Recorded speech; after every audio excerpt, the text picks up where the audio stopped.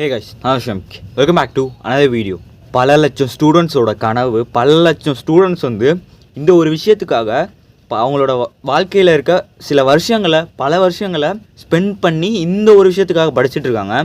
அது என்ன விஷயம்னு பார்த்தீங்கன்னா நீட் அப்படின்ற ஒரு விஷயம் தான். ஸோ அதாவது பார்த்தீங்கன்னா இந்தியாவிலே ஒரு மேஜராக சொல்லப்படுற ரெண்டு எக்ஸாமினேஷன் அப்படின்ற மாதிரி சொல்லலாம். இந்த ரெண்டு தேர்வுகளை சுற்றி இன்ஜினியர்ஸாக இருக்கட்டும், டாக்டர் ஆகணும் அப்படின்னு நினைக்கிறவங்களா இருக்கணும், இப்படி நினைக்கிற யங் பீப்புள் எல்லாருமே பார்த்தீங்கன்னா இந்த ரெண்டு எக்ஸாம்ஸ் தான் எழுதுவாங்க. அதுதான் ஒரு குவாலிஃபிகேஷன், ஒரு நல்ல காலேஜ், ஒரு நல்ல இன்ஸ்டிடியூஷன் கிடச்சி அடுத்த லெவலுக்கு அவங்க வாழ்க்கையில் ஒரு நல்ல இடத்துக்கு போகிறதுக்கான ஒரு முதல் படியாக இல்லை முக்கியமான படியாக இருக்கும் அப்படின்ற மாதிரி சொல்லலாம். ஸோ அந்த மாதிரி ஒரு விஷயம் இருக்கும்போது நீட் அப்படின்ற ஒரு தேர்வும் ஜேஇ அப்படின்ற ஒரு தேர்வும் மிக முக்கியமான தேர்வுகளை பார்க்கப்படுது.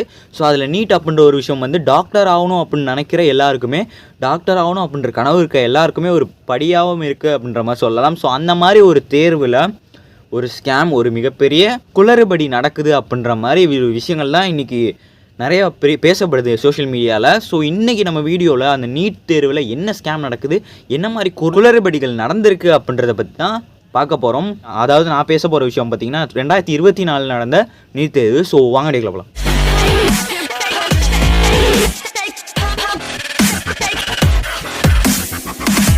ஸோ இப்போ ஃபஸ்ட்டு பார்த்தீங்கன்னா எந்த இடத்துல குளறுபடி நடந்திருக்கு, அதாவது எந்த இடத்துல ஒரு ஸ்கேம் மாதிரி நடந்திருக்கு அப்படின்ற மாதிரி சொல்கிறாங்கன்னு பார்த்தீங்கன்னா 2024 நீட் எக்ஸாம் வந்து பார்த்தீங்கன்னா 5ஆம் தேதி வந்து நடக்குது. ஸோ இந்த எக்ஸாம் நடக்கிறதுக்கு முன்னாடி இதுக்கான ரெஜிஸ்ட்ரேஷன் February 9 வந்து ஆரம்பிக்கும் அப்படின்ற மாதிரி ஒரு விஷயத்தை சொல்லியிருந்தாங்க. வந்து பார்த்தீங்கன்னா 16th March, அதாவது March 16 வரையும் எக்ஸ்டெண்ட் ஆனிச்சு. ஸோ எக்ஸ்டெண்ட் ஆகி ரெஜிஸ்ட்ரேஷன்லாம் க்ளோஸ் பண்ணதுக்கப்புறம் பார்த்தீங்கன்னா ஒரு மாதம் கழிச்சு திரும்பி 9லேருந்து 10 April வரையும் ரெஜிஸ்ட்ரேஷன் ஓப்பன் பண்ணிட்டு க்ளோஸ் பண்ணியிருந்தாங்க. இதுக்கான காரணம் சரியாக தெரியல, சம்திங் ஏதோ ரெக்வஸ்ட் அப்படின்ற மாதிரி சொல்லியிருந்தாங்க. பட் அது எக்ஸாக்டாக எனக்கு தெரியல. பட் நீங்கள் போய் சர்ச் பண்ணி பார்த்தாலே கிடைக்கும். ஸோ இந்த மாதிரி ஒரு விஷயம் நடந்து முடிஞ்சதுக்கப்புறம் எக்ஸாம் வந்து 5th May அன்றைக்கி நடக்குது.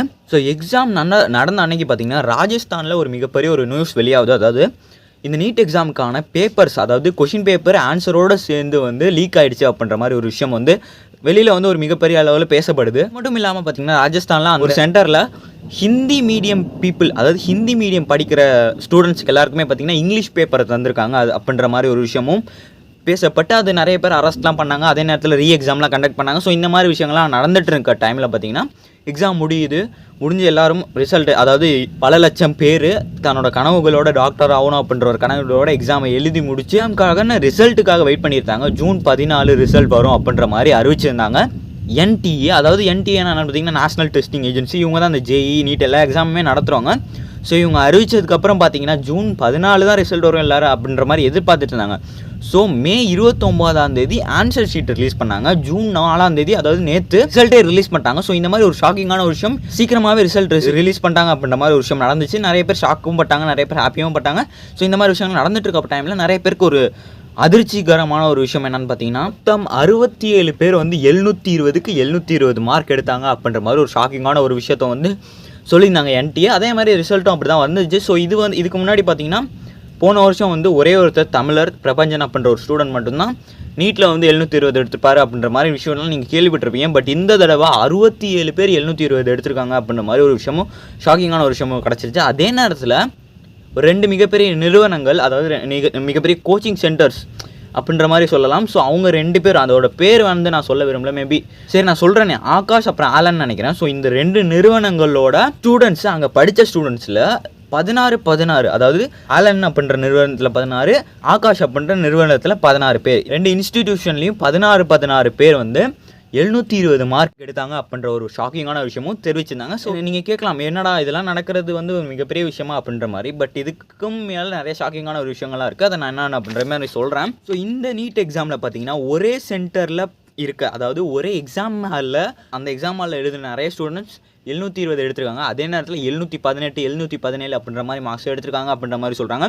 ஸோ இதனால் பேப்பர் லீக் நடந்திருக்கான நிறைய வாய்ப்புகள் இருக்கும் அப்படின்ற மாதிரி சொல்கிறாங்க. இந்த ஒரு விஷயத்தை மட்டும் நம்ம முடிவு பண்ணிட முடியாது அப்படின்ற மாதிரி நம்ம சொன்னாலும், நீட் அப்படின்ற ஒரு விஷயம் வந்து ஒரு காம்ப்ளிகேட்டடான எக்ஸாம். அதாவது ஜேஇன்ற அப்படின்ற ஒரு விஷயமே காம்ப்ளிகேட்டடான எக்ஸாம் தான். அதாவது அதில் பெர்சன்டேஜ் அப்படின்ற மாதிரி ஒரு விஷயம் சொல்லியிருப்பாங்க. அதாவது உங்களுக்கு முன்னாடி எவ்வளோ ஸ்டூடெண்ட்ஸ் இருக்காங்களோ அதை பொறுத்து தான் உங்களோட ரேங்க் மாறும் அப்படின்ற மாதிரி தான் காலங்காலமாக இருக்கிற ஒரு சிஸ்டம். பட் ஜேஇயில் வந்து உங்களுக்கு அப்புறம் எத்தனை ஸ்டூடெண்ட்ஸ் இருக்காங்களோ அதை பொறுத்து தான் உங்களோட ரேங்க் மாறும் அப்படின்ற மாதிரி ஒரு சிஸ்டம். அதில் பார்த்தீங்கன்னா ஒரு பேப்பர் கஷ்டமாக இருந்தால் எப்படி அப்படின்ற மாதிரி அதுக்கு தனித்தனியாக சில ப்ரோட்டோகால்ஸ்லாம் இருக்கும். ஸோ அதை வச்சு தான் அவங்க ரிசல்ட் அறிவிப்பாங்க.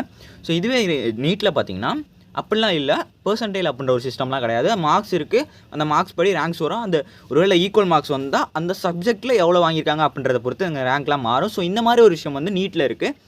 ஸோ இதில் 718 எடுத்து ஒரு ஸ்டூடெண்ட் வந்து ஒரு கான்ட்ரவர்சியை கிளப்பியிருக்காங்க அப்படின்ற மாதிரி சொல்கிறாங்க. என்னன்னு பார்த்தீங்கன்னா, நீட் எக்ஸாமில் 718 அப்படின்ற ஒரு மார்க் எடுக்கவே முடியாது அப்படின்ற மாதிரி சொல்கிறாங்க. அதாவது 720 டோட்டல். ஸோ 720 ஒரு கொஷின் தப்புனா 715 மார்க் வரும். ஸோ அந்த 15 மார்க்கில் அந்த தப்பான கொஷின் அட்டன் பண்ணலன்னா 716 மார்க் வரும் அப்படின்ற மாதிரி சொல்கிறாங்க.